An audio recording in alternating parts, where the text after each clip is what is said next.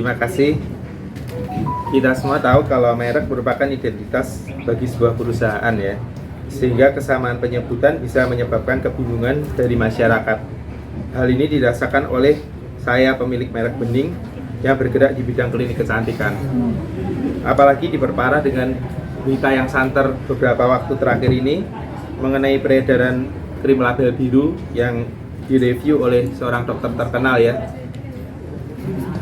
Itu juga membawa dampak yang buruk buat klinik saya, klinik bening, karena penyebutan namanya sangat mirip.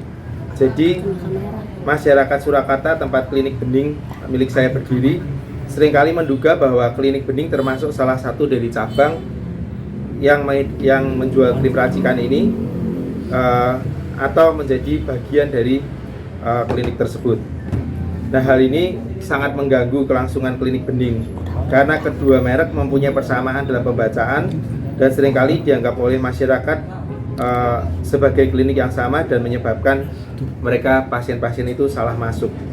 Contohnya seperti ada salah satu pasien Mbak Elmatiana ya, Teh Elmatiana, pada waktu ke Solo ternyata turun di tempat yang salah sampai akhirnya harus menelpon ke klinik baru sampai ke tempat yang benar. Jadi sangat menyesatkan pasien-pasien saya. Apalagi merek tersebut juga sering melakukan publikasi dengan artis-artis besar dan influencer-influencer ya, seperti yang tentu sudah dikenal oleh masyarakat, sehingga keberadaan merek saya yang sudah sejak awal bening menjadi seolah-olah disamakan atau terkaburkan menjadi bagian dari mereka. Nah, karena itu saya sebagai pemilik merek dagang yang telah mendaftarkan lebih dahulu ya ke Direktorat Jenderal Kekayaan Intelektual pada kelas 44 sejak tahun 2010.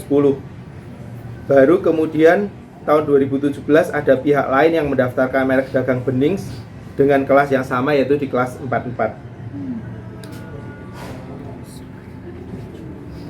Nah, seperti kita ketahui, merek merupakan hak kekayaan intelektual yang berbentuk gambar, nama, kata, tulisan yang bertujuan untuk membedakan barang atau jasa dalam kegiatan perdagangan.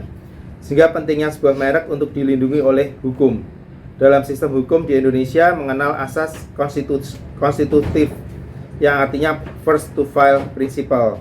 Artinya siapa yang mendaftarkan merek lebih dulu maka dialah yang berhak atas merek tersebut dan patut memperoleh perlindungan hukum dari negara. Pihak lain tentu tidak diperbolehkan mendaftarkan suatu merek yang memiliki persamaan pada pokoknya atau persamaan pada keseluruhannya dengan merek yang telah terdaftar lebih dahulu, termasuk persamaan penyebutan.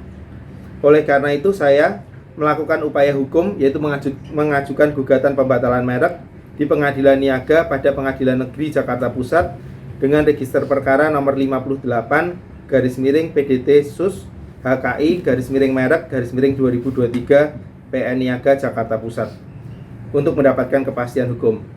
Tentunya harapan saya proses peradilan ini bisa berjalan dengan semestinya dan juga permohonan saya untuk pembatalan merek dapat diterima oleh hakim dan merek bening dapat dibatalkan.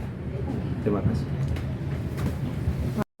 Pada hari ini acara pemeriksaan ahli. Memang dalam ketentuan pembuktian perdata ahli ini memang tidak ada, tapi dalam praktek ahli ini adalah untuk meyakinkan persidangan. Dari keterangan ahli yang disampaikan, kita sudah mempertanyakan terkait dengan sistem first to file. Sistem first to file itu terkait dengan pendaftar pertama. Terus kemudian apa yang dimaksud dengan persamaan pada pokoknya?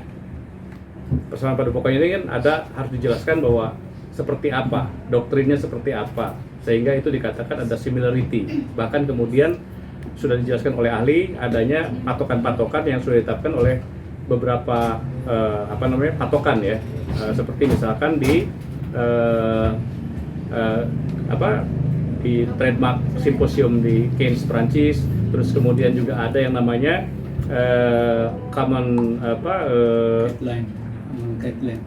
guideline ASEAN ya, terkait dengan substantif eksaminasi yang berlaku di ASEAN. Kemudian mungkin untuk lebih jelas bisa dijelaskan oleh Pak Ari sebagai ahli di persidangan tadi. Silakan Pak. Baik, terima kasih. Jadi teman-teman tadi memang terkait dengan pemeriksaan ahli memang dari kami menyampaikan tentang apa sih yang sebenarnya menjadi pokok permasalahan di sini. Jadi pokok permasalahan di sini adalah karena adanya similaritas di situ. Jadi kami di dalam persidangan tadi menyampaikan mengenai berbagai macam doktrin dari similaritas ini. Dari beberapa literatur itu doktrinnya ada yang doktrin sifatnya holistik, ada doktrin yang sifatnya dominan. Nah, aturan di undang-undang kita, undang-undang merek, undang-undang 20 tahun 2016 menyatakan ada unsur yang dominan. Itu sudah jelas di dalam penjelasan pasal 21 ayat 1 mengenai unsur yang menjadi dominan di situ.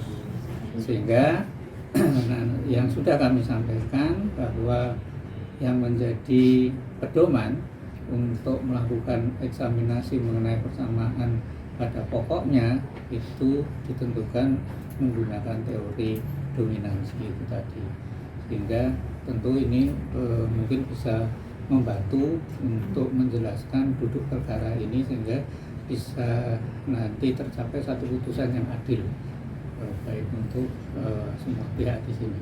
Itu yang bisa kami sampaikan. Terima kasih. Oke. Langsung ditanya. Dia tanya